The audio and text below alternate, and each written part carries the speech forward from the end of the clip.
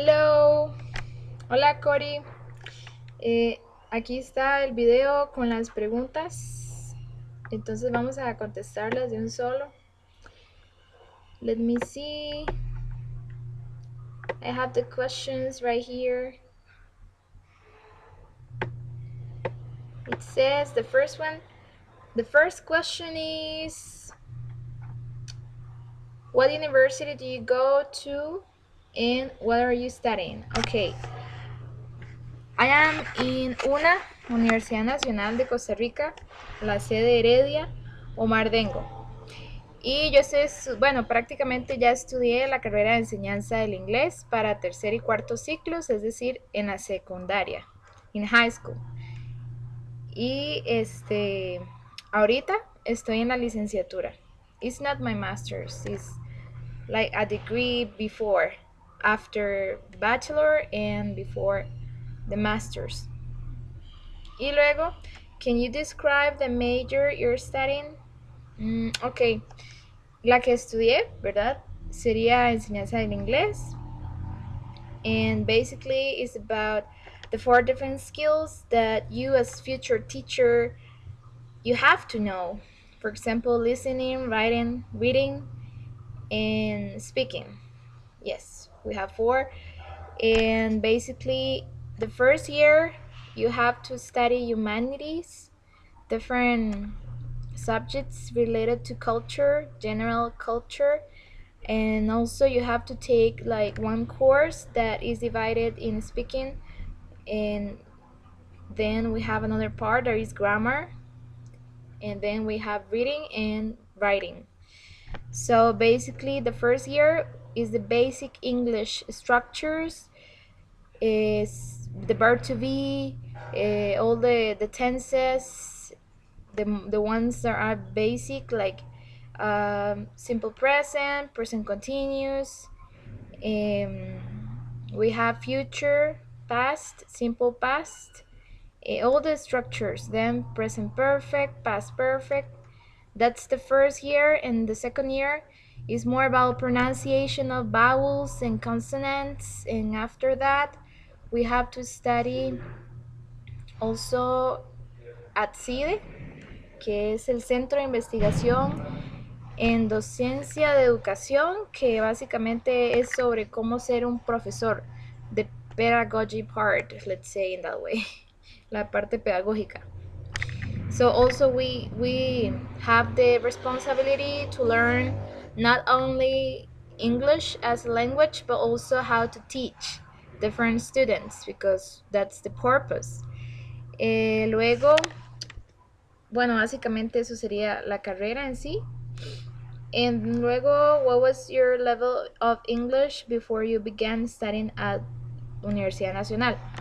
Okay, at the first time, it was like regular, because I took a course at INA, Instituto Nacional de Aprendizaje in Costa Rica. And in that institute, I studied for 1 year in 2013. Yes, I think so. It was in 2013. 14, 15, 16, 17, 18. Yes, in 2013, I studied English at INA. So my level was regular. Are there other English courses offered through Universidad Nacional for average people who want to learn English or improve English? Yes, there are different courses, free courses, that Filosofía y Letras, that is the faculty or the building in which I studied English teaching. They offer different courses. CEIC, el centro de aprendizaje de idiomas. So they have Portuguese, Chinese, I think so, and English, of course. So yes, there are free courses to improve English, and they are, yes, people have to pay, but it's a good, let's say, is how can we say, es como en español, un precio accesible. Luego hay diferentes niveles, pero no estoy segura cuántos. imagino que en básico, intermedio y avanzado. Basic, intermediate, and advanced.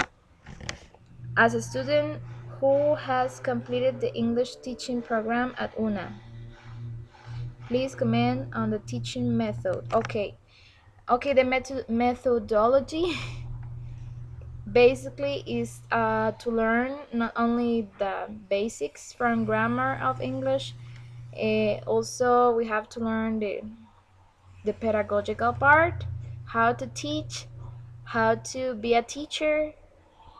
So basically, we have to do a practicum. I did my practicum in a public high school in Heredia, Liceo de Heredia. So at the end, that's like a requirement to graduate. So before graduating, you have to do your practicum, and that's mandatory. Um, what else? Did you supplement your academic work with activities in your own time, such as videos, music? Yes, I have to, let's say, because I am teaching in an institute, so I have to teach with a book, but also I have to use activities, I have to be creative and a proactive teacher. So, of course, we have to update every day and try to do our best to understand the students and the dynamic, their age, because most of the times you have to change your methodology according to the age of the group you have. So it depends on your students. Your students are going to put the level in the group, let's say in that way. So we have to observe the necessities they have, and based on that, so we have to apply the methodology. um, 8. What has been the most effective for your personality as an English language learner? Okay, the most effective. I'm really visual, so I have to watch videos, movies, everything related to that skill that I have, because I prefer like everything that I can see, that I can listen to, because in my way of learning, I discovered that I'm visual, because there are some people they can read and they can understand perfectly, but I'm not like, that's not my area, let's say in that way. I'm more like visual. I have to see to learn the language. Okay, 9. How important is English education in Costa Rica? Really, really important, because in this globalized world we have the power nations, let's say in that way, that are controlling the world. So of course English is really important according to the economy of the world. We have United States, China, and so on. In Costa Rica is like really low in that line. So of course everything moves because of economy, money around the world. So we need to survive. So English is important. If you're not bilingual, you're not going to get a good job. So at minimum, you have to learn English as a second language, and then okay, Mandarin and so on. Yeah, it's for me it's something related to the globalized world economy.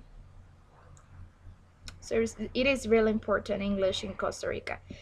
What is your teaching philosophy? Okay, in la licenciatura del the course, let's say, the other part of of my major that I'm studying right now, I discovered Paulo Freire, who is a really good author about pedagogy, pedagogy, pedagogia, and he explains that you have to first you have to get free to help others to be free. So once you're free, you can teach others. Most of the times we are used to be like square, to have a square mind, or to be a narrow minded person. And me as a teacher, I discovered that I have to do my best in order to help my students not only to learn English, also to discover how to be happy. Because most of the times, yes, you have to learn the second language because it's really important because of economy, but also you have the right to be happy, to study something that you really want to study. So we have to make the students to fall in love with the language, to see a purpose in what they are doing. So once you understand what you are doing and everything makes sense, it's easier to learn a second language. So it's a process, it's not easy, but my philosophy is to help students to fall in love with what they are doing. And that would be. Bye. See ya.